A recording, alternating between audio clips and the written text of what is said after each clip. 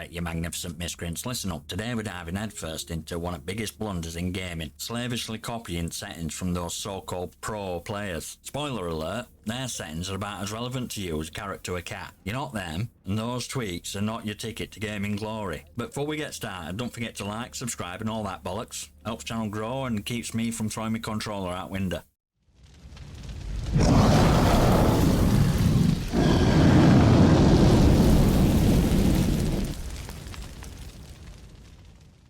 Right, let's kick off this shindig by addressing elephant in room. Pro players have settings that are tailor-made to their own playstyle, reflexes and godlike precision. You're not a cyborg from future, you're a regular human with your own quirks and limitations. So stop treating their settings like Holy Grail. Their setups are as useful to you as chocolate teapot. Sure, you might get a bit of insight, but you're not going to magically transform into a gaming deity by copying their every move. Focus on finding what works for you, not what worked for someone else who's likely got a few more hours of practice or a few less social obligations than you do. Now let's tackle controller settings conundrum. Pro players might swear by a particular sensitivity or button layout, but their setup is as individual as the fingerprints. What's best for them might be a hot mess for you. Think of it like this. You wouldn't buy shoes just cause a supermodel wears them, would you? No, you'd get what fits and suits you. Same goes for controller. Adjustments should fit your playstyle and comfort, not some mythical pro standard. So stop fiddling with settings that have more in common with magician's smoke and mirrors than real improvement. Find what works for you and embrace it. Here's kicker. Even if you had exact same settings as a pro, it won't make a lick of difference if you don't put in hours. Pro players didn't get the skills by copying settings. They got them by grinding out practice like caffeine-fueled hamster on a wheel. Settings are just tools. They won't replace need for skill and practice. It's like expecting a fancy new wrench to fix your car while you still don't know which end of screwdriver is which. Put in time, learn game and stop thinking settings tweak its magic shortcut to success. Let's talk customization. Pro players often use settings that are finely tuned to their own preferences and conditions. Stuff like DPI settings, field of view and button mapping. But here's a shocker.